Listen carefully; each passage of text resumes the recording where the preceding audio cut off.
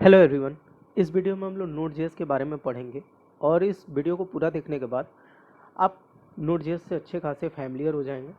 तो सबसे पहले इसका इंट्रोडक्शन देखते हैं कि नोड.जेएस क्या होता है। Node JS is an open source cross platform run time environment for server side JavaScript. तो ओपन सोर्स जो कि पहला टर्म है यहाँ पे, इसका ये मतलब होता है कि ये टोटली फ्री है। आप इसको जाएँ गूगल से डाउनलोड करें, यूज़ करना शुरू कर दें, इस पर किसी का कोई हक नहीं है। दूसरा, क्रॉस प्लेटफॉर्म।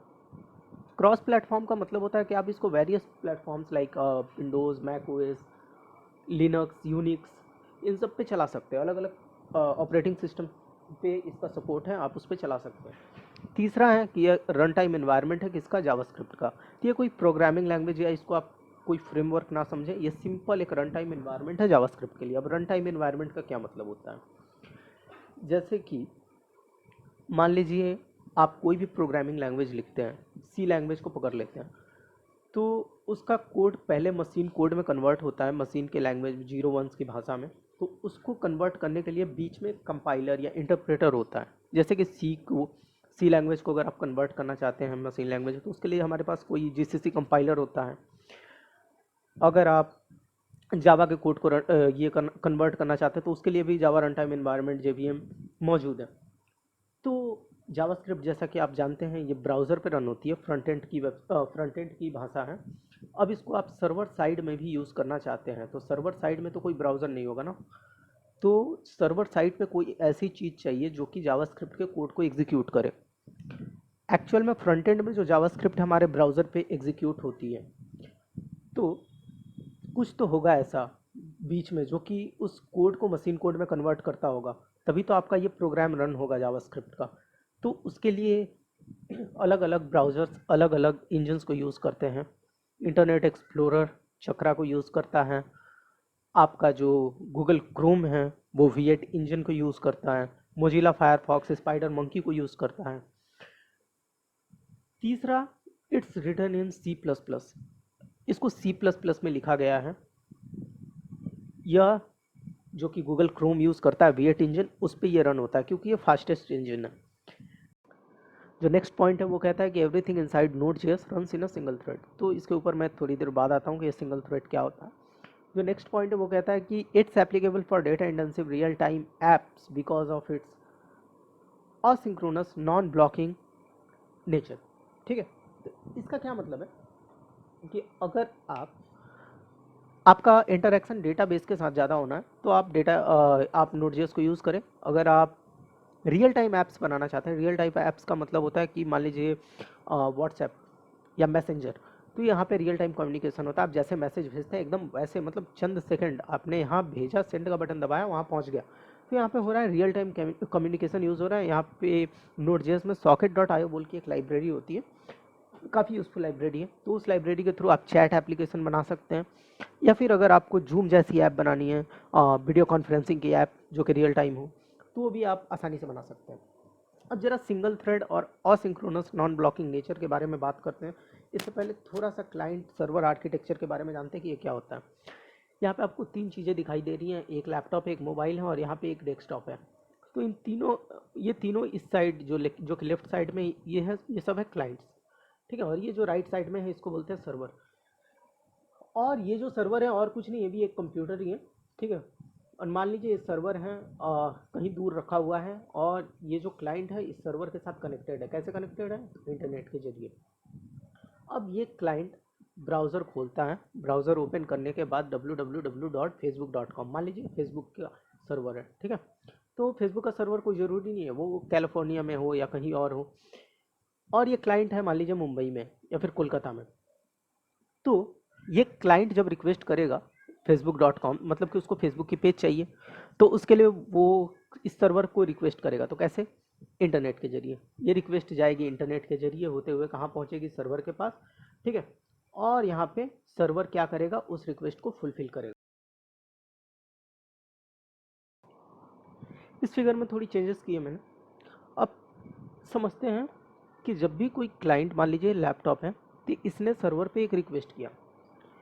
अब ये सर्वर पे कोई लैंग्वेज चल रही होगी, मान लीजिए PHP है या फिर जावा है, तो वो वहाँ पे क्या होगा, इस क्लाइंट का जो रिक्वेस्ट है उसको एक्सेप्ट किया जाएगा और उसके अकॉर्डिंग उसको रिस्पॉन्स, ये अभी थ्रेड यहाँ पे क्या लिखा हुआ है इस पर अभी आप ध्यान ना दें, ठीक है। ये हमारा डेटाबेस है, सिंपल डेटाबेस जहाँ पे वैल्यूज़ हमारी स्टोर होंगी, यूज़र की इंफॉर्मेशन स्टोर होंगी, तो उससे ये सर्वर इंटरेक्ट करेगा। अभी ये थ्रेड पे आप ध्यान ना दें। तो क्लाइंट ने रिक्वेस्ट किया सर्वर को, सर्वर ने रिस्पॉन्स किया, ठीक है। अब मान लीजिए इस क्लाइंट के रिक्वेस्ट को रिजॉल्व करने में टोटल 5 सेकंड लगता है, मान लीजिए। अब ये अगर दूसरा क्लाइंट, ये जो मोबाइल है, इसने भी उसी टाइम पे क्या की, रिक्वेस्ट की, तो इसको क्या करना हो, तो इसको भी 5 सेकंड लगेगा, और ये जो तीसरा क्लाइंट है इसको भी 5 सेकंड लगेगा, मतलब टोटल कितने लग गए, 15 सेकंड। मतलब सिर्फ 3 क्लाइंट है तो मैं हमको 15 सेकंड लग गए रिजॉल्व करने में। बात समझ में आ रही है मैंने क्या कहा। अब मान लीजिए अगर 50 क्लाइंट हो जाए, 100 क्लाइंट हो जाए, तब तो ऐसा नहीं होना चाहिए। तो एक्चुअल में क्या होता है कि जो सर्वर साइड होती है वहाँ पे एक रिक्वेस्ट को हैंडल करने के लिए, जब भी आप कोई रिक्वेस्ट करते हैं तो उस लैंग्वेज में, PHP हो या फिर जावा हो, वो क्या करते हैं, एक थ्रेड एलोकेट करा देते हैं एक सिंगल रिक्वेस्ट को हैंडल करने के लिए। अब यहाँ पे ये जो आपका क्लाइंट है, इसने रिक्वेस्ट किया, तो इसको कौन एक्सेप्ट, इसको कौन ये करे, रिजॉल्व करेगा, ये थ्रेड इसके रिक्वेस्ट को फुलफिल करेगा और ये रिस्पॉन्स देगा, डेटाबेस से यही इंटरेक्ट करेगा थ्रेड और रिस्पॉन्स देगा। मान लीजिए उसी टाइम पे किसी दूसरे क्लाइंट ने रिक्वेस्ट कर दी, तो ये क्या होगा, उसके लिए ये जो आपका सर्वर है एक नया थ्रेड एलोकेट करा देगा, कुछ ऐसा।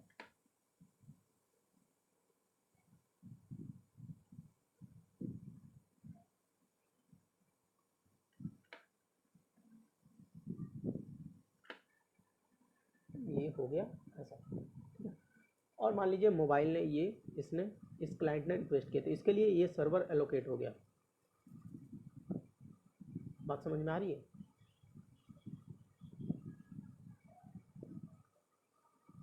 और ये सर्वर क्या करेगा, इसके रिक्वेस्ट को फुलफिल करेगा।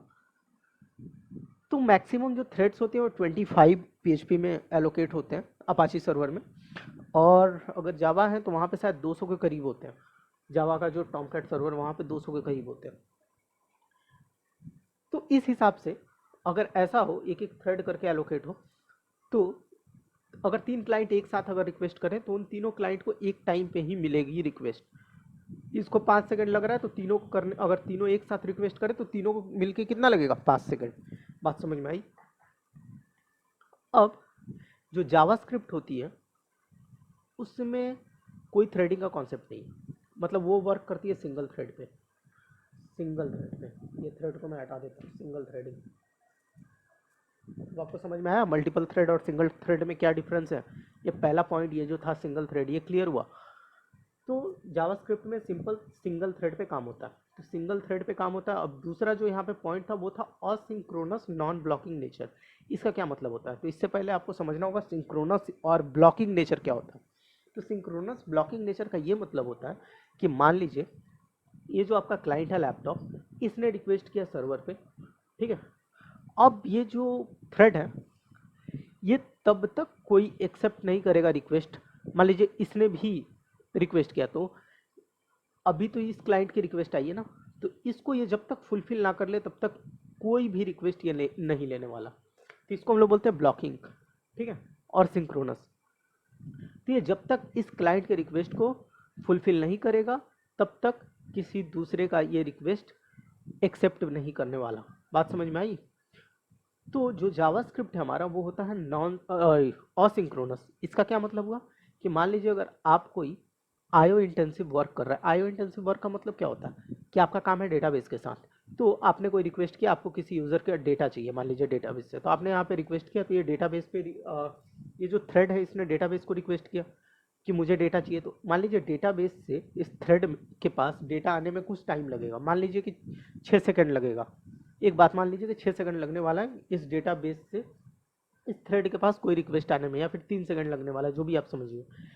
तो उतने देर में इस मोबाइल वाले क्लाइंट ने क्या कर दिया, रिक्वेस्ट कर दिया। तो ब्लॉकिंग में क्या था कि ये अभी एक्सेप्ट नहीं करने वाला। क्यों, क्योंकि ये अभी पहले से एक क्लाइंट का रिक्वेस्ट ले चुका है। लेकिन अब असिंक्रोनस का मतलब होता है कि अब ये एक्सेप्ट करेगा। क्यों एक्सेप्ट करेगा, क्योंकि ऑलरेडी ये जो डेटाबेस है हमारा, इसको भी टाइम लगने वाला है 3 सेकंड का। जब तक वो डेटा ढूंढेगा, अगर उससे कम टाइम का इसका काम हुआ तो ये तुरंत इसको क्या करेगा, एक्सेप्ट कर लेगा, इसका काम कर देगा इस मोबाइल वाले का, ठीक है।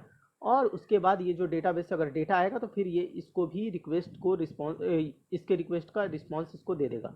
तो इसमें कॉल बैक फंक्शन यूज़ होता है कि मान लीजिए कि आपका अगर रिक्वेस्ट, आपको अगर डेटाबेस से अगर डेटा आ गया तो उसके बाद आपको क्या करना है, तो उसके लिए हम लोग कॉल बैक फंक्शन लिखते हैं। आपको प्रैक्टिकल वीडियो में समझ में आएगा, ठीक है। अब थ्योरेटिकल स्टफ बहुत हुआ। तो हमारा जो जावास्क्रिप्ट है वो सिंगल थ्रेडेड काम करता है नोड जेएस। अब हम लोग इंस्टॉलेशन देखेंगे जावास्क्रिप्ट नोड जेएस का, कि कैसे हम लोग इसको इंस्टॉल कर सकते हैं।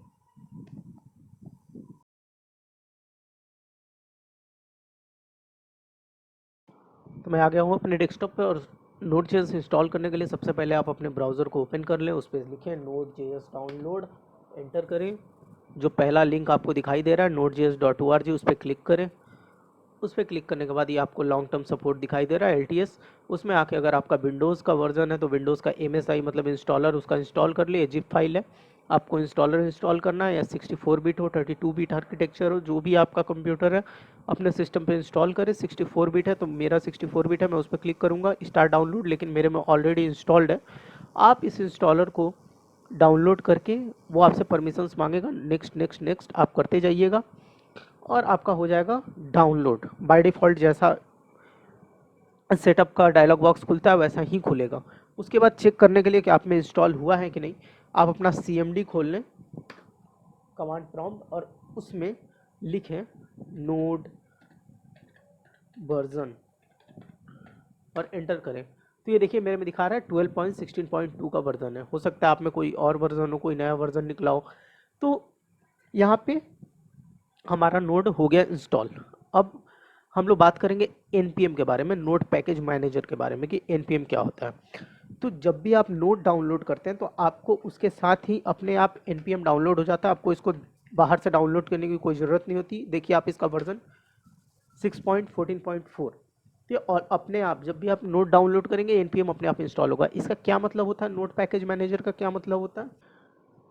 अब npm क्या होता है, तो npm होता है नोड पैकेज मैनेजर। इसका ये मतलब होता है कि मान लीजिए आप जावास्क्रिप्ट की अगर कोडिंग कर रहे हैं तो आपको ऐसी बहुत सारे फंक्शंस की ज़रूरत पड़ेगी, ऐसे बहुत सारे कोड की ज़रूरत पड़ेगी जो आपको बार बार लिखने होंगे। जैसे मान लीजिए कि आप फाइल, किसी फाइल को आप रीड करना चाहते हैं, ठीक है, तो उसके लिए आपको अलग से कोडिंग करनी पड़ेगी। तो इसके लिए क्या है कि बहुत सारे पहले से पैकेजेस बना के रख दिए गए हैं। हमने नहीं बनाए, किसी और ने बनाए हैं। तो उनके पैकेजेस को हम npm के द्वारा इंस्टॉल ये कर सकते हैं, डाउनलोड कर सकते हैं, और डाउनलोड करके अपने फाइल में इंक्लूड करके उसमें बने इनबिल्ट जो फंक्शंस हैं फाइल सिस्टम के या फिर किसी भी चीज़ के, उसको आराम से हम लोग यूज़ कर सकते हैं, जो हमारे काम को काफ़ी आसान बना देता है। अब नोड जेएस हमारे सिस्टम पे सक्सेसफुली इंस्टॉल्ड हो चुका है। फ़ायदा क्या है इसका, मैंने पहले कहा कि हमें जावास्क्रिप्ट का कोड रन करने के लिए ब्राउज़र की ज़रूरत होती थी, लेकिन अब ये आपको रन टाइम एनवायरनमेंट देगा। रन टाइम एनवायरनमेंट का क्या मतलब है, आप सिंपल यहाँ नोड लिखे और ये देखिए एक एक टर्मिनल खुल के आ गया। यहाँ पे बोला type help for more information, welcome to Node JS, यहाँ पे वर्जन बता रहा है। अब यहाँ पे आप जावास्क्रिप्ट का कोई भी कोड लिखें, जैसे मैं लिखता हूँ console.log, और यहाँ पे लिखता हूँ मैं हेलो वर्ल्ड, हेलो वर्ल्ड, ठीक है। और ये देखिए मतलब बिना ब्राउज़र के हम लोग जावास्क्रिप्ट का कोड रन कर रहे हैं। यही खासियत है नोड जेएस की। और ये काम हमको सर्वर पे करना है, क्या कि सर्वर पे हमको जावास्क्रिप्ट का कोड एग्जीक्यूट करना है। वो भी तो एक कंप्यूटर है, तो उस पर हमको ब्राउज़र पे नहीं करना है, हमको अपने सिस्टम पे करना है।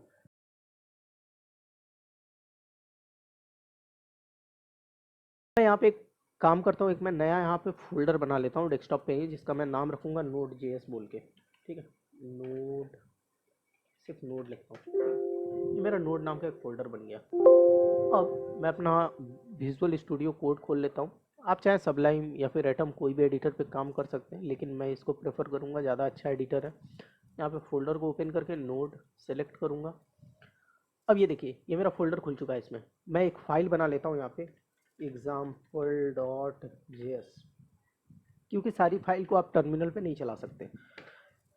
क्या मतलब कि मतलब आपको अगर कोई लंबा कोड लिखना है तो आप इसको इस तरह से टर्मिनल पे लिख के नहीं उस कोड को रन कर सकते। तो हमें एक फ़ाइल बनानी होगी, एक प्रॉपर फाइल, और इसमें आपको इनबिल्ट टर्मिनल भी मिलता है VS कोड में, तो आप इसको ओपन कर लें और सिंपल यहाँ पे आपको कुछ भी प्रोग्राम लिखना है। लेट से यहाँ पे मैं लिखता हूँ a = 5, b = 6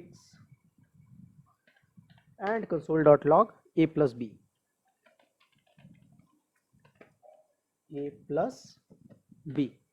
हो गया। और यहाँ पे मैं इस फाइल को सेव कर लेता हूँ। ये हो गई हमारी फाइल सेव। अब इसको रन करने के लिए क्या लिखना होगा, सिंपल लिखिए नीचे नोड और आपके फाइल का जो नाम है, क्या नाम है, example.js लिख दिया, एंटर कीजिए और ये देखिए आपका आउटपुट 11। अब यहाँ पे लेकिन मैंने जो वेरिएबल डिफाइन किया a और b, उसको मैंने डिफाइन लेट या वेर कीवर्ड से आप डिफाइन कर सकते हैं जावास्क्रिप्ट में। मैंने ब्राउज़र में जैसे लिखते हैं वैसे मैंने लिख दिया, वैसे लिखना नहीं चाहिए। आप इसको प्रॉपरली डिफाइन करें कि एक वेरिएबल है, b भी एक वेरिएबल है, और उसके बाद रन करने पे आपको फिर से क्या मिला, 11।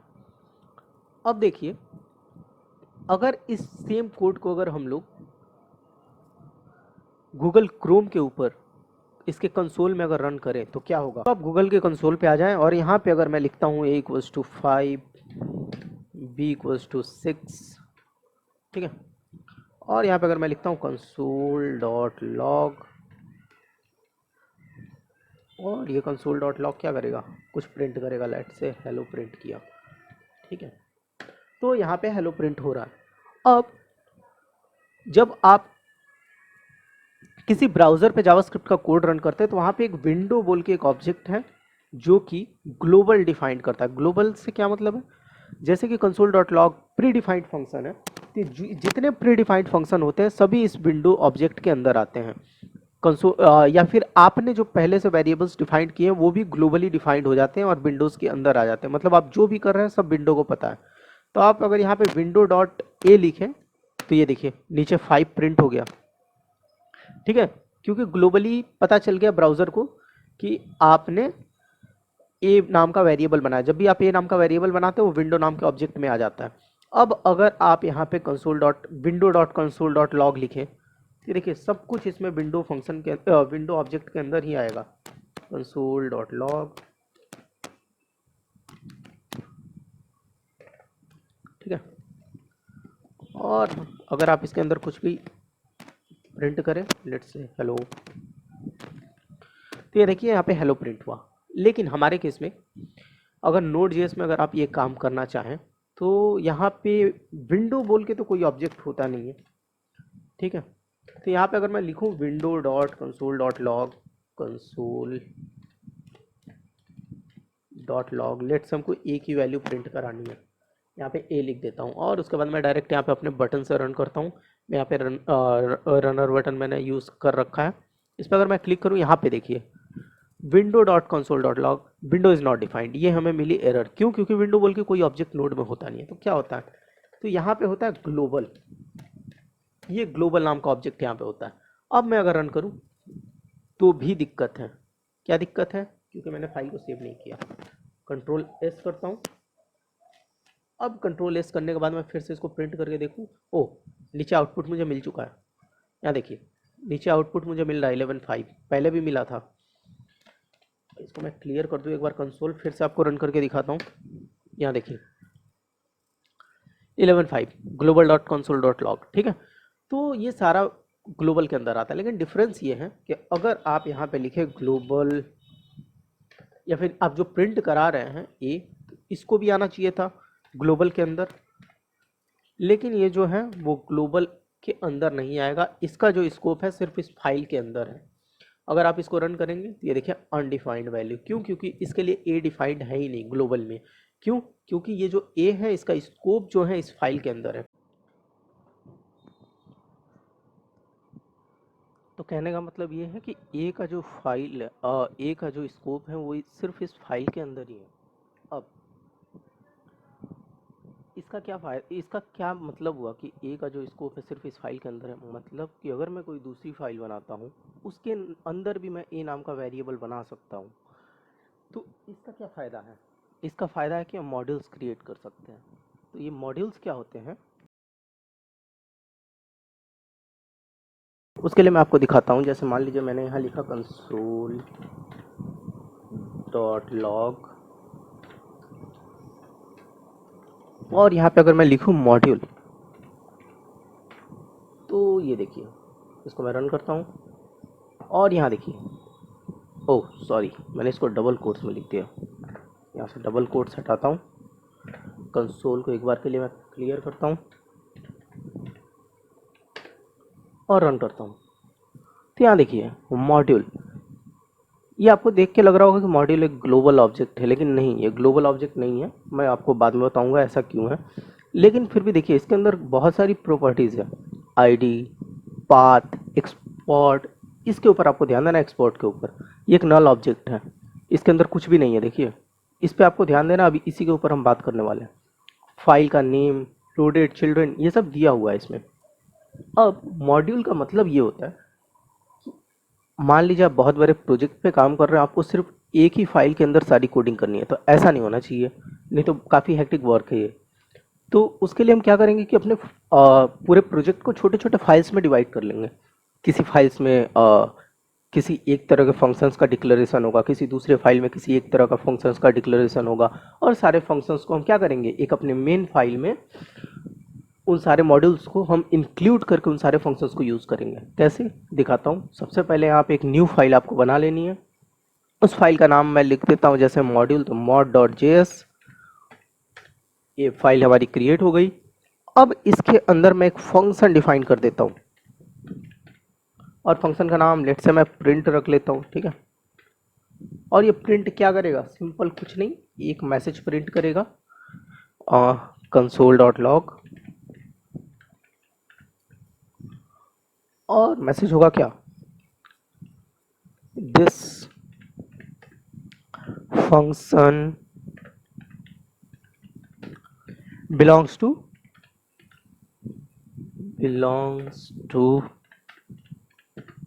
what, mod file.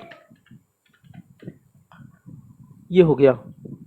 अब इसको अगर मैं रन करूं तो कुछ नहीं होगा, क्यों, क्योंकि अभी मैंने फंक्शन को कॉल नहीं किया। तो यहाँ पे फंक्शन को कॉल भी कर लेते हैं।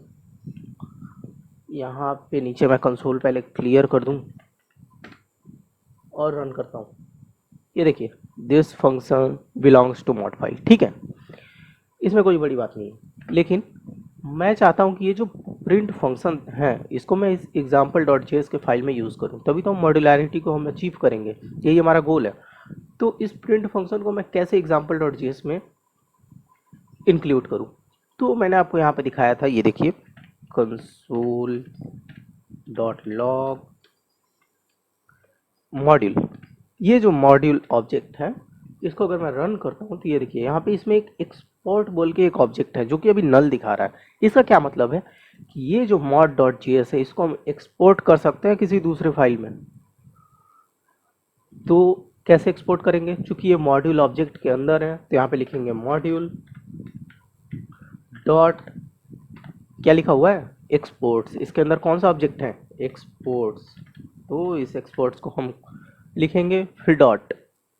इसके बाद आप यहाँ डायरेक्ट ऐसे लिख सकते हैं मॉड्यूल डॉट एक्सपोर्ट्स। हम क्या एक्सपोर्ट करना चाहते हैं, तो सिंपल प्रिंट फंक्शन हम एक्सपोर्ट करना चाहते हैं, ठीक है। तो ये जो हमारा प्रिंट फंक्शन है, आप सीधे इसको ऐसे प्रिंट लिख सकते हैं, कोई दिक्कत नहीं है। ये एक फंक्शन आपने क्या किया, एक्सपोर्ट कर दिया।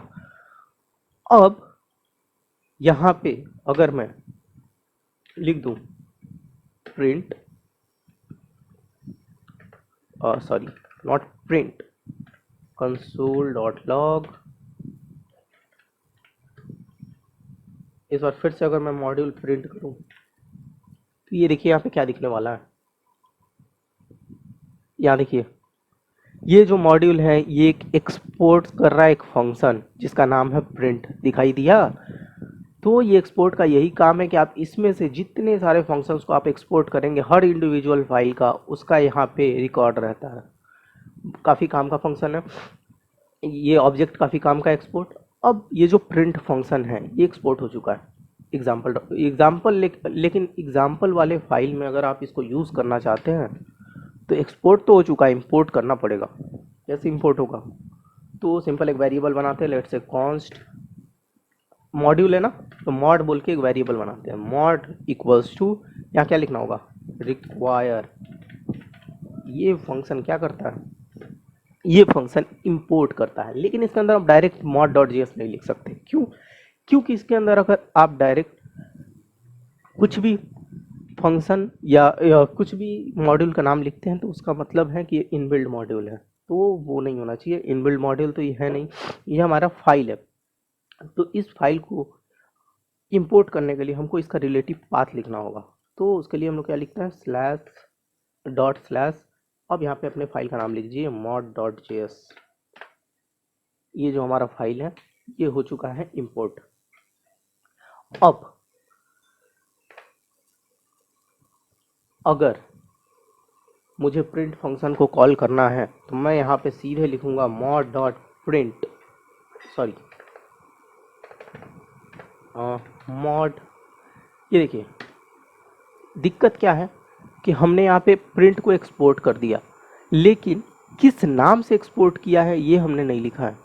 ठीक है, ये प्रिंट अगर हमने यहाँ पे एक्सपोर्ट किया है, ठीक है, तो किस नाम से लिखा ये नहीं, जिस वेरिएबल में मैं ले रहा हूँ, ये जो मॉड है एज अ ऑब्जेक्ट, मैंने ये जो प्रिंट है इसको मैंने एज अ ऑब्जेक्ट पास ये किया है, एक्सपोर्ट किया है। तो ये जो मॉड है ये प्रिंट बन चुका है, प्रिंट फंक्शन। अगर मैं यहाँ पे दो पैरेंथेसिस ऐसे लगा दूँ और लगा के अगर मैं इसको रन करूँ तो यहाँ देखिए नीचे this function belongs to mod file. एक काम करता हूँ, इन सबको पहले मैं हटा दूँ, इसका कोई काम नहीं है, सबको मैं हटा देता हूँ। एक बार आपको कंसोल क्लियर करके दिखाता हूँ।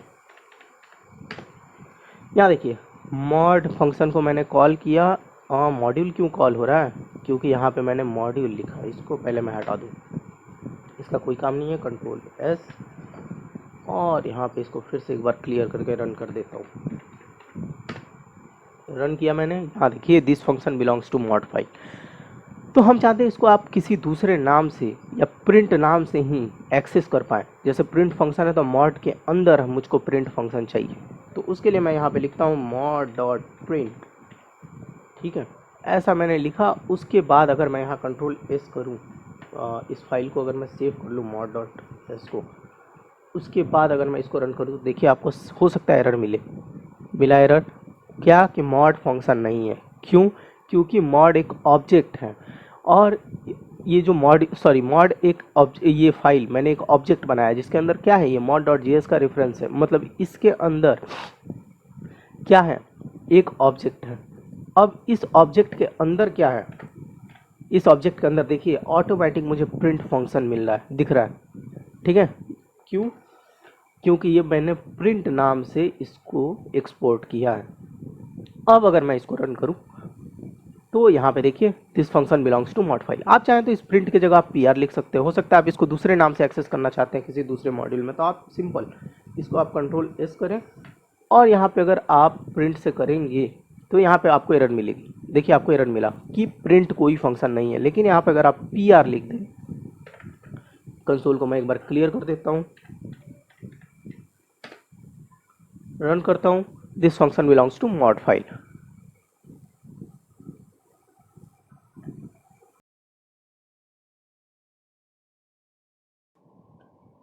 तो हमने मॉड्यूल्स और ग्लोबल ऑब्जेक्ट पढ़ लिया हमने कि ग्लोबल क्या होता है।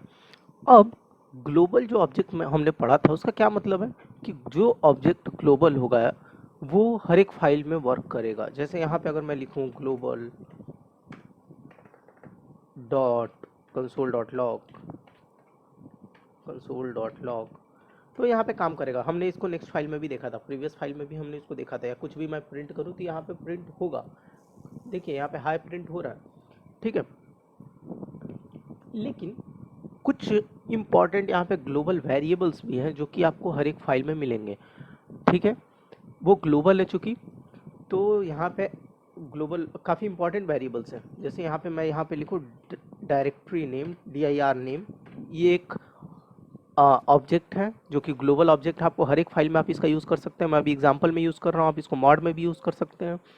अब मैं अगर इसको रन करूँ तो यहाँ देखिए देख रहे हैं, ये इस पे आप फोकस करें। ये डायरेक्टरी का मुझे नेम बता रहा है कि किस डायरेक्टरी में है, दिखाई दिया। अब अगर यहाँ पे मैं लिखूँ फाइल नेम,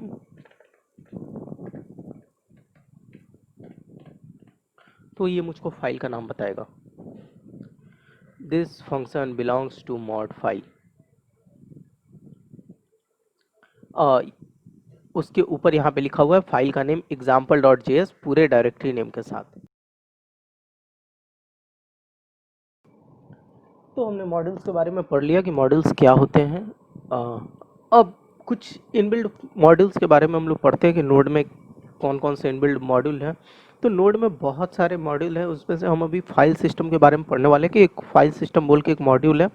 उस मॉड्यूल को अगर आपको इंपोर्ट करना है तो सिंपल आपको लिखना होगा कॉन्स्ट एफ फाइल, मान लीजिए मैं वेरिएबल बनाता हूँ और इसके अंदर मैं क्या डालूंगा, रिक्वायर, मैं क्या करना चाहता हूँ, इंपोर्ट करना चाहता हूँ। अब मुझे इनबिल्ड मॉड्यूल को इंपोर्ट करना, तो यहाँ पे मुझको डॉट पीरियड लगाने की कोई ज़रूरत नहीं है।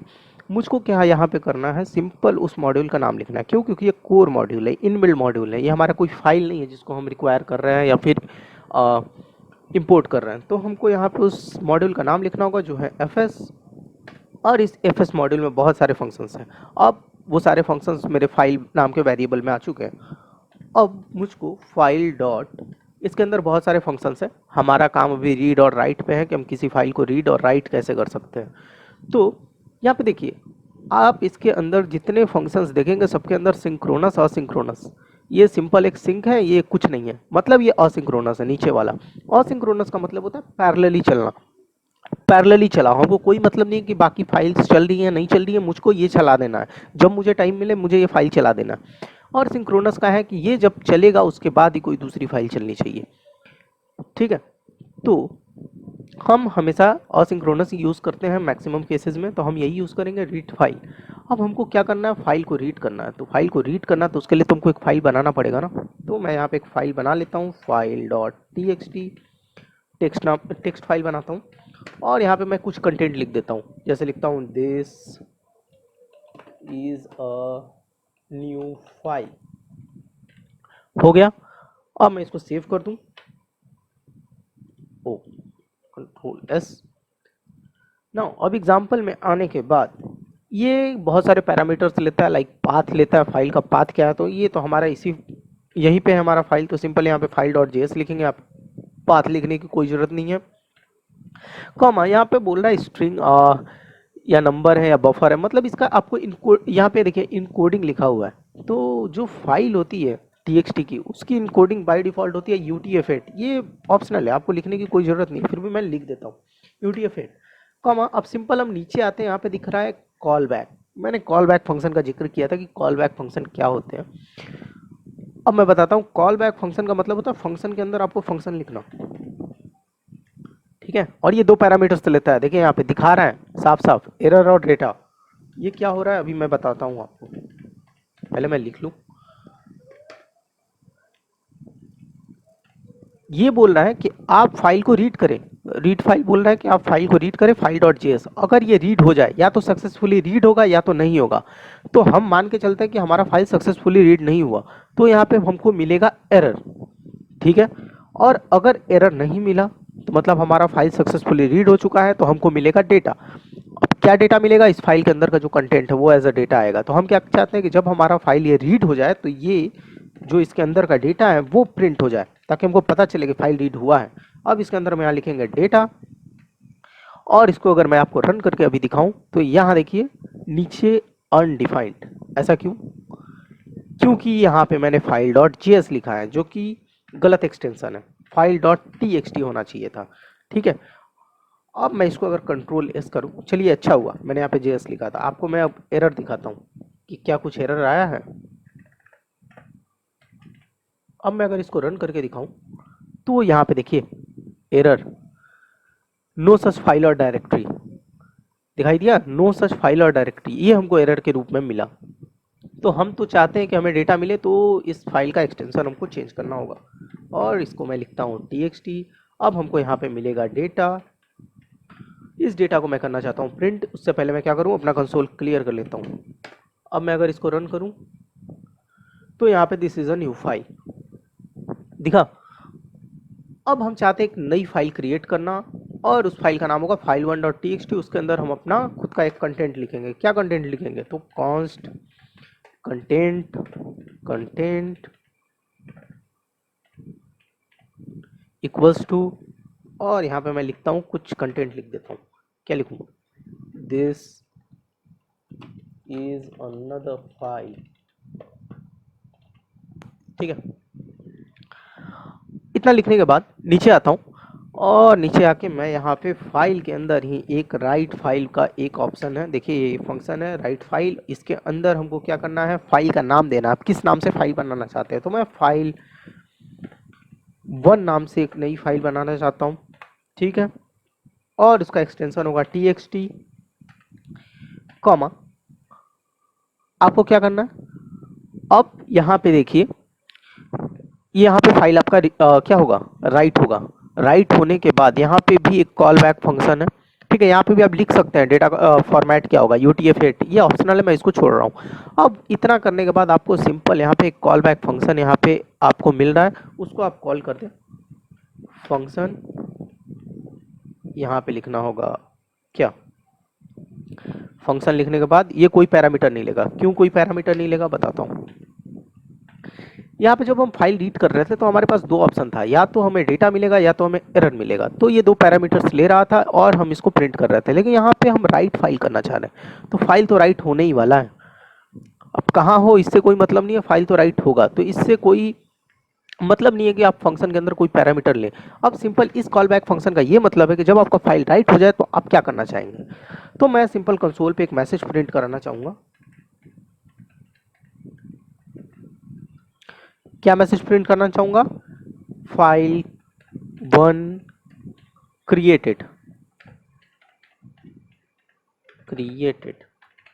ठीक है, अब अगर मैं इसको रन करूं, मैं ऊपर वाले इसको हटा देता हूं मैं। ठीक है, या फिर कमेंट कर देता हूं सबको। अब मैं अगर इसको रन करूं तो यहाँ देखिए क्या हुआ।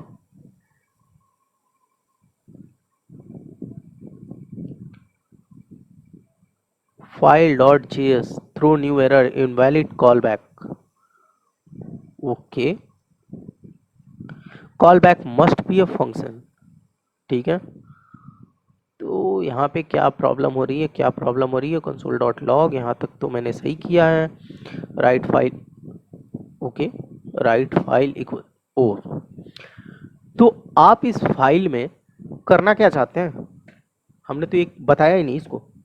हम इस फाइल के अंदर डेटा लिखना चाहते हैं, कंटेंट। बात समझ में आई? कुछ फाइल के अंदर आपको लिखना भी तो होगा। क्या लिखना है? कंटेंट। अब अगर मैं इसको रन करूं, इसको मैं क्लियर कर देता हूं, या रन करता हूं, और यहाँ देखिए फाइल 1 हमारा सक्सेसफुली क्रिएट हो चुका है। और ये देखिए इस साइड में आपको फाइल 1 दिखाई दे रहा है, फाइल 1 txt। इसके अंदर जाएं तो ये क्या है? कंटेंट। क्यों है कंटेंट? बताता हूँ। क्योंकि इसको हमको सिंगल कोट्स में नहीं लिखना है, क्योंकि ये एक वेरिएबल है। ठीक है, अब इसको मैं फिर से रन करूं तो यहाँ पे फाइल 1 क्रिएटेड। अब मैं फाइल 1 के अंदर जाऊं तो दिस इज अनदर फाइल।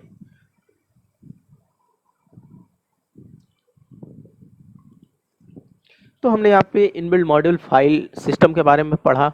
अब एक नए मॉड्यूल के बारे में पढ़ते हैं जो कि काफ़ी इंपॉर्टेंट मॉड्यूल है। उसका नाम है इवेंट्स।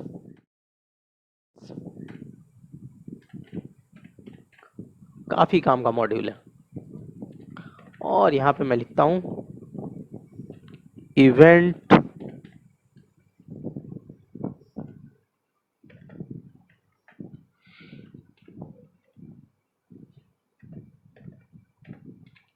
एमीटर।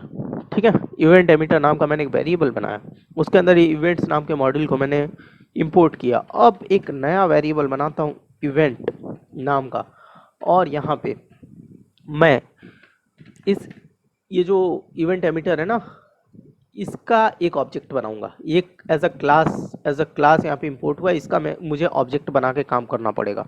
तो यहाँ पे लिखूंगा इवेंट एमीटर, और ये बन गया इसका ऑब्जेक्ट। ठीक है, ये काम करता हूँ। पहले मैं कंसोल एक बार क्लियर कर लेता हूँ। इसका काम क्या होता है एक्चुअली में? इसका काम ये होता है, जैसे कि अगर आपने jQuery पढ़ी हुई है तो लगभग उसी टाइप का है। यहाँ का इसका सिंटैक्स jQuery के ही टाइप का है। मैं बताता हूँ कैसे। पहले यहाँ पे मैं लिखूंगा इवेंट डॉट ऑन। मैं इसको बताऊंगा कि देखो, अगर मैसेज बोल के कोई इवेंट हो रहा है तो इसके अंदर एक कॉल बैक फंक्शन दे रहा हूं मैं, फंक्शन के अंदर फंक्शन। अगर कोई इवेंट ऑकर करता है, इवेंट डॉट ऑन, अगर ऐसा कुछ हुआ तो तुम क्या करो, कंसोल डॉट लॉग, तुम यहाँ पे मैसेज लिख दो। तुम लिखो कि मैसेज रिसीव्ड, ठीक है। ऐसा अगर कुछ हुआ तो सिंपल तुम लिखो मैसेज रिसीव्ड, ऐसा कुछ हुआ तो ऐसा अगर मैं इसको रन करूं तो यहाँ पे हमको कुछ आउटपुट नहीं मिला। क्यों? क्योंकि अभी ऐसा कोई इवेंट हुआ नहीं है। ऐसा इवेंट अगर हम चाहते हैं कि ट्रिगर हो तो ये कब ट्रिगर होगा, जब हम एमिट करेंगे। क्या एमिट करेंगे? जब हम एमिट करेंगे मैसेज। अब अगर मैं इसको रन करूं तो यहाँ देखिए मैसेज रिसीव्ड। ये हमने किया क्या अभी? अगर आप चैट एप्लीकेशन बनाने वाले हैं तो इसका काफ़ी आपको यूज़ होने वाला है। हम कोई इवेंट क्रिएट करते हैं, किसी भी की से क्रिएट कर सकते हैं। मान लीजिए मैंने एम नाम के की से इस इवेंट को क्रिएट किया। अब अगर मैं रन करूंगा तो देखिए यहाँ पे कुछ आउटपुट नहीं आ रहा है। क्यों? क्योंकि ये इवेंट या ये अंदर का जो फंक्शन है, कॉल बैक फंक्शन, तब रन होगा जब हम इसको ट्रिगर करेंगे। और ट्रिगर कैसे करेंगे? इवेंट डॉट एमिट बोल के, और इसके अंदर अगर मैं की लिख दूं एम, तभी ये ट्रिगर होगा। अब मैं अगर इसको रन करूं तो ये देखिए मैसेज रिसीव्ड। अगर आप चैट एप्लीकेशन बना रहे हैं तो यहाँ से अगर आप किसी को मैसेज भेजना चाहते हैं तो जैसे भेजना चाहेंगे तो आप सिंपल एक इवेंट को एमिट कर देंगे, ठीक है, कि मैंने मैसेज भेज दिया है। मैसेज भेज दिया है, सर्वर और क्लाइंट दोनों फाइल्स आपस में कनेक्टेड रहेंगी। वहाँ पे आप इवेंट को कैच करेंगे। यहाँ पे आपने एमिट किया है, वहाँ पे आप कैच करेंगे मैसेज सेंड। बात समझ में आ रही है? अब ये इवेंट मॉड्यूल भी खत्म हुआ। अब हम बनाने वाले हैं सर्वर। अगर आपने पीएचपी पढ़ी है, पीएचपी लैंग्वेज, या फिर आपने जावा पढ़ा हो या कुछ भी पढ़ा हो, तो उसमें क्लाइंट सर्वर में क्या होता है, सबसे पहले आपको सर्वर बनाना पड़ता है। बिना सर्वर के आपको फाइल सर्व नहीं होंगी। आप किसी भी चीज़ पे रिक्वेस्ट करेंगे किसी यूआरएल पे, तो वो आपको रिक्वेस्ट का रिस्पांस आपको देता है कौन? सर्वर। तो हमको सर्वर बनाने के लिए सबसे पहले इसका इनबिल्ड मॉड्यूल है, वो है HTTP। सबसे पहले मैं क्लियर करता हूँ, उसका नाम है HTTP। Const HTTP equals to require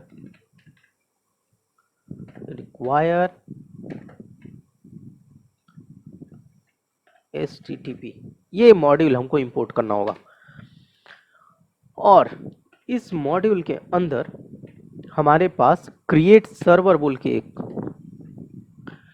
function है जो कि एक कॉल बैक फंक्शन लेता है। ये मैं क्या कर रहा हूँ मैं आपको बताता हूँ। और इस कॉल बैक फंक्शन के अंदर देखिए हमारे पास दो हैं पैरामीटर्स, एक है रिक्वेस्ट, एक है रिस्पांस। तो सिंपल मैं लिखता हूँ रिक्वेस्ट कॉमा रिस्पांस। और ये लिखने के बाद क्या करना है हमें, हमने इतने कोड से क्या किया, एक सर्वर बना लिया, ठीक है। अब ये सर्वर बनाने के बाद ये सर्वर रिक्वेस्ट और रिस्पांस दो पैरामीटर्स ले रहा है, ठीक है। अब हम क्या करने वाले हैं कि हमको जब सर्वर बन चुका है तो अगर कोई रिक्वेस्ट करे तो हमें क्या करना है, रिस्पॉन्ड करना है। क्या रिस्पॉन्ड करना है? Respond dot right, response dot right. क्या राइट करना है? एक काम करता हूँ मैं, यहाँ पे एक हेडिंग लिख HTML के हेडिंग लिख देता हूँ। क्या? Hello this is home page, ऐसा कुछ, ठीक है। मैं लिख देता हूँ। ये लिखने के बाद मेरा रिस्पांस, अब क्या करूँ, रिस्पांस को एंड कर दूं मैं, ठीक है।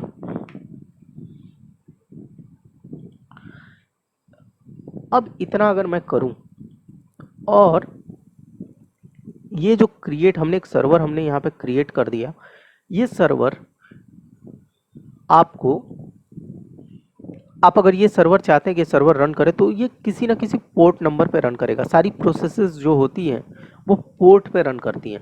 तो उसके लिए आप चाहते हैं कि ये जो सर्वर है आप किसी ना किसी पोर्ट को यूज़ करना चाहेंगे। जैसे आप अगर PHP यूज़ कर रहे हैं तो वहाँ पे लोकल होस्ट हो सकता है, आप डायरेक्ट लोकल होस्ट पे ही वो काम कर रहे हो, या फिर हो सकता है आप किसी दूसरे port number like local host 8000 5000 उस पर आप रन करना चाहते हैं इस सर्वर को। तो मैं यहाँ पे सिंपल यहाँ पे डॉट लिसन लिख देता हूँ, या फिर एक काम करता हूँ, पोर्ट नाम का वेरिएबल बना लेता हूँ, ठीक है, कॉन्स्ट पोर्ट, और यहाँ पे मैं इक्वल्स टू लिखता हूँ 3000। ये भाई आप 3000 पे सुनो। ये सुनने के बाद ये हमारा, एक काम करता हूँ, ये जो हमारा सर्वर बना ना इसको भी मैं एक वेरिएबल के अंदर रख देता हूँ, सर्वर। ये हमारा सर्वर बन गया। ये क्या हो रहा है, फिर से एक बार समझाता हूँ आपको। हमने HTTP नाम का एक मॉड्यूल इंपोर्ट किया। इंपोर्ट करने के बाद हमने पोर्ट नाम का एक वेरिएबल बनाया, उसके अंदर हमने पोर्ट नंबर रखा। अब सर्वर कह के एक वेरिएबल बनाया और उसके अंदर हमने क्या किया, एक सर्वर क्रिएट कर लिया। कैसे क्रिएट किया, HTTP के अंदर मॉड्यूल के अंदर आपको क्रिएट सर्वर का फंक्शन मिलता है, और ये फंक्शन क्या करता है, एक कॉल बैक फंक्शन लेता है। ये कॉल बैक फंक्शन के अंदर आपको सिंपल एक रिक्वेस्ट और रिस्पॉन्स, दो वेरिएबल्स हैं। अगर आपको, आप कुछ भी रिक्वेस्ट करते हैं तो आपको रिस्पांस मिलेगा, और क्या रिस्पांस मिलेगा, ये रिस्पांस मिलेगा, और रिस्पांस मिलने के बाद सिंपल आपका जो रिस्पांस है उसको एंड कर देना है कि बस अब आपको रिस्पांस मिल चुका, अब उसको ख़त्म करो। अब उसको ख़त्म करने के बाद आप चाहते हैं कि ये जो सर्वर है वो क्या करे, किसी पोर्ट पे चालू हो। तो ये जो सर्वर है वो लिसन करे किसको, पोर्ट को, और लिसन करने के बाद ये भी एक कॉल बैक फंक्शन लेता है, ठीक है। आप चाहे तो इसे दे सकते हैं, नहीं चाहे तो नहीं दे सकते हैं, कोई ज़रूरत नहीं है। अब इस फंक्शन के अंदर आप क्या लिखेंगे, मैं इस फंक्शन के अंदर एक पैरामीटर लेता हूँ, ये छोड़ देता हूँ पैरामीटर, यहाँ सिंपल लिखता हूँ console.log, और लिखूंगा यहाँ पे टेम्पलेट स्ट्रिंग में यूज़ करूँगा, the server is running on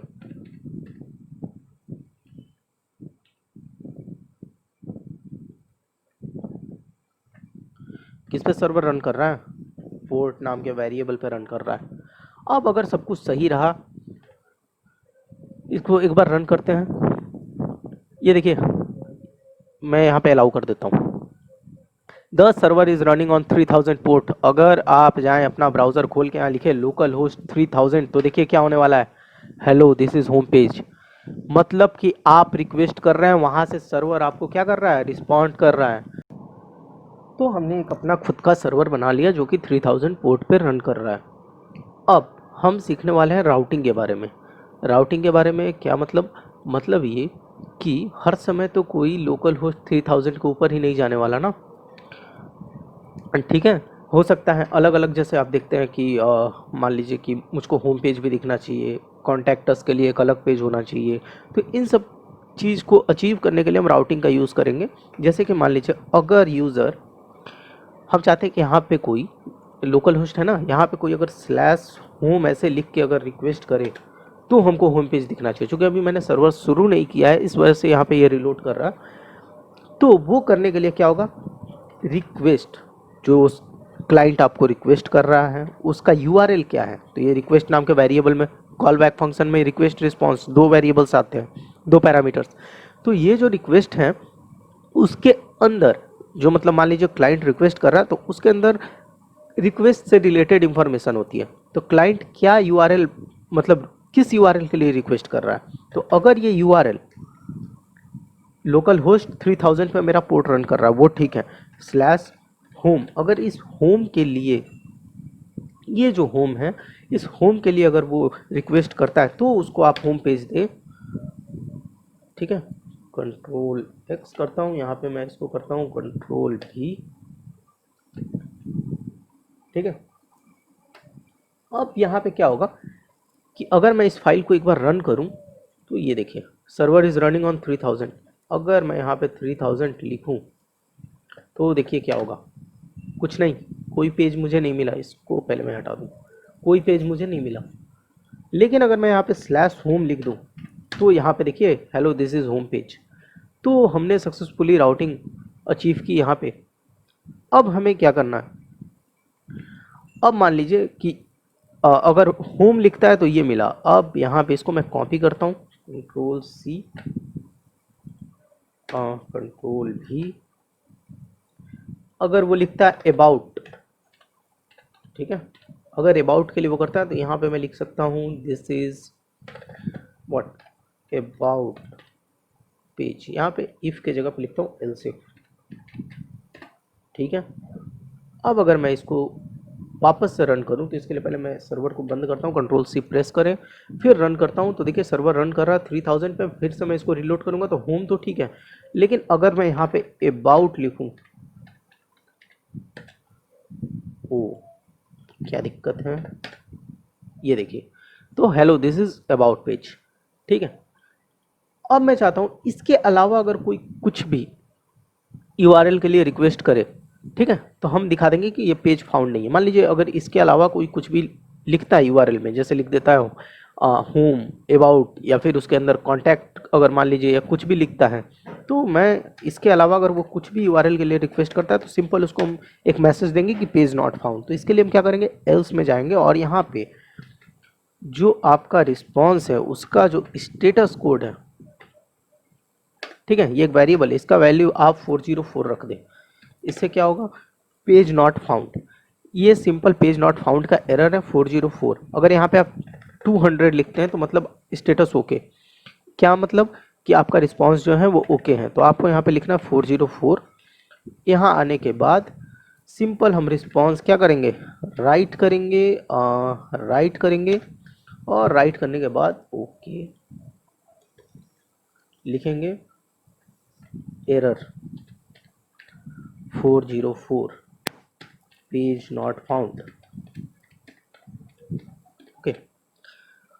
अब मैं अगर इसको फिर से रन करूं तो ये देखिए कंट्रोल सी प्रेस करूं पहले, ओके, विंडोज नहीं कंट्रोल सी, यहाँ पे आने के बाद कंट्रोल सी, सर्वर मेरा बंद हो गया, नहीं हुआ बंद, बंद हो गया। अब मैं इसको वापस से रन करूं तो यहाँ पे सर्वर 3000 पोर्ट पे रन कर रहा है। मैं इसको अगर रीलोड करूँ तो अबाउट तो ठीक है, लेकिन अगर इसके अलावा मैं कुछ भी मान लीजिए यहाँ का टी हटा देता हूँ तो ऐसा कोई राउटिंग अवेलेबल नहीं है, तो ये क्या बोलेगा, पेज नॉट फाउंड। एंटर करूँ, एरर 404 पेज नॉट फाउंड दिखाई दिया। अब एक चीज़ आपको दिखाता हूँ, अगर मैं यहाँ पे कंसोल ओपन कर लूँ तो यहाँ देखिए status of 404 fail to load resources, this server respond with the status code 404 not found. ये किसके वजह से आपको एरर का मैसेज मिल रहा है कंसोल में, इसके वजह से मिल रहा है, यहाँ पे जो आपने स्टेटस कोड रखा है उसके वजह से मिल रहा है। अब इन सबको मैं हटा देता हूँ, सबको मैं डिलीट कर देता हूँ। अब हम लास्ट टॉपिक पढ़ने वाले हैं जो कि है एक्सप्रेस जेएस। एक्सप्रेस जेएस क्या होता है, कंट्रोल सी। अब मैं आपको दिखाता हूँ एक्सप्रेस जेएस क्या होता है। आप इसको गूगल पे अगर सर्च करें कि एक्सप्रेस जेएस क्या होता है तो आपको इसकी डॉक्यूमेंटेशन मिलेगी कि express is a minimal and flexible node JS application framework that provides a robust. तो ये सिंपल नोड जेएस का एक फ्रेमवर्क है जो कि आपके काम को काफ़ी आसान बना देता है। यहाँ पे आपको HTTP क्रिएट सर्वर क्या क्या इतनी सारी राउटिंग, आपको राउटिंग में इफ एल्स लिखना पड़ रहा है।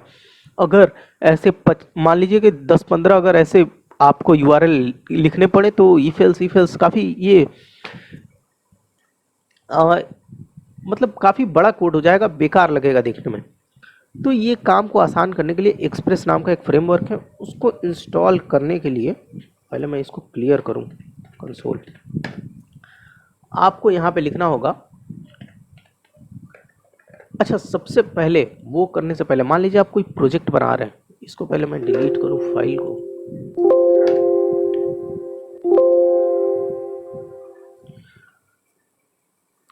अब एक्सप्रेस के बारे में हमने पढ़ लिया कि एक फ्रेमवर्क है जो कि आपका काम आसान बना देता है। जो हम ये अभी HTTP का कोड लिख रहे थे, देखिए उसको कैसे आसान बनाएगा वो तो अभी लोग प्रैक्टिकल करके भी समझेंगे। लेकिन अब मान लीजिए आप एक नया ऐप बनाना ये आप एक मान लीजिए एक नया प्रोजेक्ट बनाना चाहते हैं, तो उसके लिए आपको यहाँ पे लिखना पड़ता है। क्या लिखना पड़ता है? ये चीज़ काफ़ी इंपॉर्टेंट है। आपको कोई भी प्रोजेक्ट आप नया शुरू करते हैं तो ये आप कंसोल में आए और यहाँ पे आप लिखे npm init। ये करने से क्या होगा? ये करने से यहाँ पे आपके पैकेज का नाम नोड, आप इसको एज अ पैकेज बनाना चाहते हैं। इसका क्या मतलब है कि मान लीजिए अगर आपने यहाँ पे कोई फाइल लिख दी तो इसको कोई दूसरा भी यूज़ कर सकता है, या फिर आप ही इसको बाद में भी यूज़ कर सकते हैं अगर आपको इसकी ज़रूरत पड़ी तो। यहाँ पे पैकेज का नाम नोड है, चलो ठीक है, कोई दिक्कत नहीं है। वर्जन 1.0.1। डिस्क्रिप्शन आप लिख सकते हैं, this is my first node app. npm init का मतलब क्या है कि मेरा एक नया प्रोजेक्ट आप शुरू करो। यहाँ पे मैंने लिखा ना npm init, इसका मतलब है कि मेरा एक नया प्रोजेक्ट आप शुरू करो।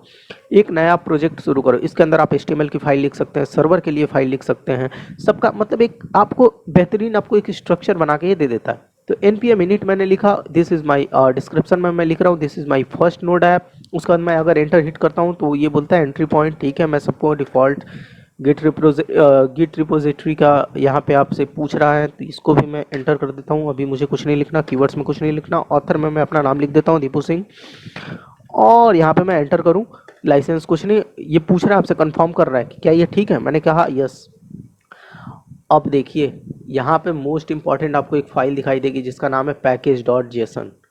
इसको मैं अगर खोलूँ तो इसके अंदर आपके फाइल से रिलेटेड सारी इंफॉर्मेशन। जेसन का मतलब क्या होता है?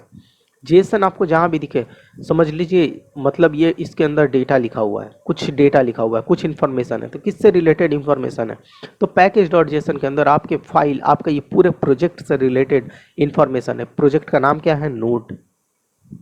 वर्जन क्या है? इतना। डिस्क्रिप्शन क्या है? ये आपका जो मेन फाइल है वो क्या है? example.js। आप इसको सर्वर बना सकते हैं। मान लीजिए मैं इसको रीनेम करके सर्वर कर दूं, लेकिन अब नहीं कर सकता। क्यों? क्योंकि मुझे यहाँ भी रीनेम करना पड़ेगा सर्वर। यहाँ मैं लिख दूँ अगर server.js और इसको मैं करूँ Ctrl+S, ये हो गया सेव। अब मुझको यहाँ पे बनाना होगा सर्वर, इसको रीनेम मुझे कर देना होगा। मैं इसको लिख देता हूँ सर्वर, ठीक है। तो ये मैंने अपना खुद का एक सर्वर में बनाना चाहता हूँ एक्सप्रेस से। अब एक्सप्रेस जो है वो इनबिल्ड मॉड्यूल या इनबिल्ड पैकेज नहीं है, तो उसको हमें इंस्टॉल करना होगा। और उसको हम इंस्टॉल कर कैसे सकते हैं? npm के थ्रू। वो अभी हम सीखने वाले कि npm के थ्रू उसको हम लोग कैसे इंस्टॉल करेंगे। तो यहाँ पे हमको सिंपल लिखना है npm इंस्टॉल और उस पैकेज का नाम, क्या पैकेज का नाम है? एक्सप्रेस। अगर मैं यहाँ पे एंटर करूँ तो ये कुछ टाइम लेगा और यहाँ पे ये डाउनलोड कर देगा। और देखिए यहाँ पे नोड मॉड्यूल्स क्या क्या, ये देखिए आपके सारे यहाँ पे नोड मॉड्यूल्स आ चुके हैं। अब अगर आप पैकेज.जेसन में देखें तो यहाँ पे देखिए डिपेंडेंसी दिखा रहा है एक्सप्रेस, है ना कमाल का चीज़। मतलब कहने का मतलब ये है कि अगर सिर्फ आप पैकेज.जेसन और अंदर के आप अगर सारे फाइल्स को आप कहीं भी अपलोड करें तो कोई भी देख के समझ जाएगा कि इस फाइल को रन करने के लिए क्या क्या डिपेंडेंसीज की ज़रूरत है, एक्सप्रेस या फिर नोड, सिर्फ ये जेसन फाइल की ज़रूरत है। आप ये अगर दिखा दें किसी को भी तो वो समझ जाएगा आपको क्या क्या ज़रूरत है, आप किस वर्जन पे चल रहे हैं। मतलब सारी इन्फॉर्मेशन आपके फाइल से रिलेटेड इसमें आएगी। अब कुछ भी पैकेज इंस्टॉल करेंगे इसके अंदर वो शो होगी। तो ये काफ़ी इंपॉर्टेंट फाइल है। अब हम अपने मेन मुद्दे पे आते हैं कि हम एक्सप्रेस को कैसे यूज़ करें। तो सिंपल आपको लिखना है कॉन्स्ट एक्सप्रेस नाम का एक वेरिएबल बनाएं और उसमें इंपोर्ट कर लें क्या? इस एक्सप्रेस को। सिंपल लिखें यहाँ पे एक्सप्रेस, और ये जो आपका एक्सप्रेस है एक ऐप नाम का आपको वेरिएबल बनाना होगा। कॉन्स्ट ऐप इक्वल्स टू ये एक्सप्रेस को कॉल करते हैं आप। ये आपकी ऐप रेडी हो गई। अब मैं कॉन्स्ट पोर्ट नाम का भी एक वेरिएबल बना लेता हूँ। ये आपकी जो प्रोसेस है, ये जो आपकी सर्विस है, ये जो आपका सर्वर है वो किस पोर्ट पर रन करेगा उसके लिए मैं यहाँ पे लिखूंगा process dot env environment dot port और 3000। आप कहीं भी लिखे तो ऐसे ही लिखे, अब से इसकी आदत आप डाल लें। क्यों? क्योंकि अगर मैं हार्ड कोड करूं 3000 को तो हो सकता है ये आपके मशीन पे चले, क्योंकि आप ये अपने हिसाब से कर रहे हैं। लेकिन अगर आप इसको डिप्लॉय करना चाहें सर्वर साइड पे, तो वहाँ पे कोई ज़रूरी नहीं है कि 3000 जो पोर्ट है वो फ्री हो। तो ये पहले देखेगा कि आपके इन्वायरमेंट का जो पोर्ट है वो अगर अवेलेबल हुआ तो उसके ऊपर ये रन कर देगा, ठीक है। और अगर वो रन नहीं हुआ, अगर वो पोर्ट अगर अवेलेबल नहीं हुआ, मान लीजिए ये अवेलेबल हुआ 3000, तो वो 3000 पे रन कर देगा। तो कहने का मतलब ये है कि अगर आप में, आपके सिस्टम में कोई दूसरा पोर्ट अवेलेबल है, जो इन्वायरमेंट पोर्ट है जो सेट किया हुआ है, तो वो उस पर रन होगा या फिर इस 3000 पे रन होगा, ठीक है। अब इतना लिखने के बाद हमारा काम हो चुका है। हम चाहते हैं कि सिंपल ऐप डॉट लिसन, ये जो हमारा ऐप है वो लिसन करे, किसको लिसन करे, पोर्ट को लिसन करे। ये पोर्ट हमारा हमने लिखा और देखिए हमारा सर्वर बन चुका है। अगर मैं इसको अभी रन करूं तो यह देखिए अभी कुछ आउटपुट नहीं आया, क्योंकि मैंने यहाँ पे अभी कुछ मैसेज प्रिंट नहीं किया। अब इसको अगर मैं यहाँ पे लिखूँ लोकल होस्ट 3000, ये देखिए कैन नॉट गेट, ये मैसेज आ रहा है, लेकिन हमारा सर्वर बन चुका है। क्यों? क्योंकि अभी हमने कोई राउटिंग सेट नहीं की है। तो राउटिंग कैसे सेट करेंगे, ऐप डॉट गेट। अगर गेट क्या होता है, मेथड, गेट पोस्ट। अगर आपने HTML पढ़ी है तो आपको पता होगा गेट पोस्ट मेथड्स क्या होते हैं, ठीक है। तो गेट, अगर मैं बाय डिफ़ॉल्ट गेट पहले मैं लिखता हूँ यहाँ पे, अगर सिंपल, अगर आप लोकल होस्ट पे अगर जाते हैं तो आपको क्या दिखना चाहिए, तो इसके अंदर सिंपल एक फंक्शन जो कि मैंने आपको दिखाया, और एक काम करता हूँ मैं फैट और एरो फंक्शन यूज़ करता हूँ, रिक्वेस्ट कॉमा रिस्पॉन्स, ES6 का ये है नया फंक्शन लिखने का स्टाइल। अब ये लिखने के बाद आपको ऐसा कुछ करना है, ठीक है। ये एक कॉल बैक फंक्शन है जिसके अंदर रिक्वेस्ट रिस्पॉन्स, दो पैरामीटर्स, जो कि हम लोग क्रिएट सर्वर में भी ऐसा ही कुछ कर रहे थे। लेकिन यहाँ पे अगर आप ये राउटिंग गेट करें तो कुछ ये चलाएं, और मान लो कि आप ऐप डॉट गेट, इसके अंदर मैं लिखूँ स्लैश, अगर होम आप या अबाउट अगर आपको मिले, ठीक है, तो आप इसके अंदर कुछ और फंक्शन चलाना चाहते हैं, रिक्वेस्ट कॉमा रिस्पॉन्स, ठीक है। इतना मिलने के बाद आप यहाँ लिखें रिस्पॉन्स जो आपको मिलेगा उसको आप क्या करेंगे, रिस्पॉन्स को आप सेंड करेंगे। क्या सेंड करेंगे, सिंपल एक हेडिंग, क्या heading, this is home page, this is home page. और अगर आपको अबाउट, ऐसा अगर आपको URL मिलता है, ठीक है, स्लैश अबाउट, तो आप यहाँ पे लिखेंगे response dot send, response dot send, और इसके अंदर मैं लिखूंगा क्या,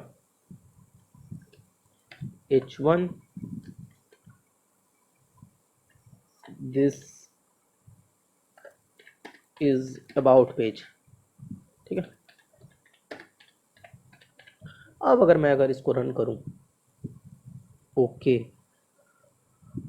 सॉरी, पहले से मेरा जो सर्वर चल रहा है उसको मैं पहले एग्जिट करूं, क्लियर कर लेता हूं। अगर मैं अब इसको रन करूं तो ये देखिए हमारा रन हो रहा है, ठीक है। अब यहाँ पे कुछ मैसेज नहीं आया, मतलब कुछ एरर नहीं आया, मतलब ये रन हो रहा है। अगर मैं इसको फिर से ओपन करूँ, इसको एंटर करूँ, तो ये देखिए दिस इज होम पेज। अगर मैं यहाँ पे स्लैश अबाउट करूँ, स्लैश अबाउट, तो यहाँ पे क्या आया, दिस इज अबाउट पेज। और इसके अलावा अगर मैं कुछ भी लिखूँ तो कैन नॉट गेट, क्यों? क्योंकि उसके लिए हमने कोई राउटिंग बनाई नहीं है। तो आप इस पार्ट में जाके वैसे ही रिस्पॉन्स सेंड स्टेटस कोड को आप भेज सकते हैं कि अगर कोई दूसरा URL आता है तो उसको क्या करें हम, 404 नॉट फाउंड दिखा दें। खैर, इतना आपको समझ में आया। अब एक हम नया मॉड्यूल के बारे में एक नए पैकेज के बारे में जानना चाहते हैं जिसका नाम है नोडमोन। ये नोडमोन क्या करेगा, अगर हमको नोडमोन डाउनलोड करना है तो नोडमोन का ये काम होता है कि देखिए हमको बार बार सर्वर को काटना पड़ रहा था, फिर से रीस्टार्ट करना पड़ता है। अगर कोई भी हम फाइल में चेंजेस कर रहे हैं तो हमें बार बार सर्वर को काटना पड़ रहा है, फिर से दोबारा सर्वर हमें शुरू करना पड़ रहा है। तो इस काम को आसान बनाने के लिए आप सिंपल यहाँ पे लिखें npm install,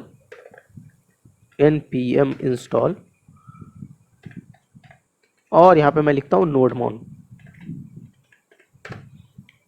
और ये देखिए डाउनलोड हो रहा है, कुछ टाइम लेगा। और ये हमारा जो पैकेज है वो डाउनलोड गया। अब अगर आप पैकेज डॉट जेसन में जाएंगे तो देखिए इसके डिपेंडेंसी में नोडमॉन ऐड हो चुका है। अब ये सर्वर हमारा रेडी है। क्लियर करता हूँ इसको मैं। क्लियर करने के बाद ये जो ऐप डॉट लिसन है ना, यहाँ पे मैं कॉमा देके फंक्शन है, कॉल बैक फंक्शन है, उसको मैं रन कर लेता हूँ। इसका क्या काम होगा कि जब हमारा अगर ये सक्सेसफुली पोर्ट अगर हमारा रन हो जाए तो ये सिंपल एक मैसेज प्रिंट कर देगा, क्या, कंसोल डॉट लॉग करने के बाद क्या मैसेज प्रिंट करेगा, सर्वर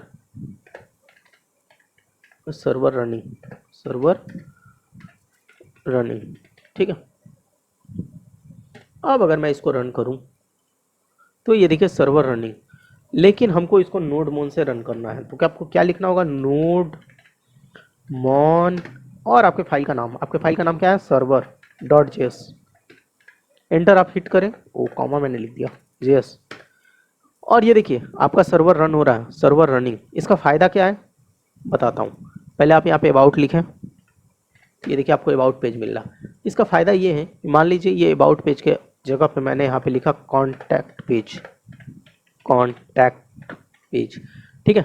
इतना लिखने के बाद ये देखिए nodemon server restarting due to changes restarting node server dot JS. इसका क्या मतलब होगा, हमको सर्वर को बार बार शुरू करने के लिए, हमको इस फाइल को बार बार रन करने की ज़रूरत नहीं है। अगर आप कोई भी चेंजेस कर रहे हैं तो तुरंत यहाँ पे अगर मैं इसको रिलोड करूँ तो दिस इज़ कॉन्टैक्ट पेज। तो ये फ़ायदा होता है नोडमॉन का। उम्मीद है आपको हमारा ये नोड जेएस का वीडियो पसंद आया होगा। Thanks for watching.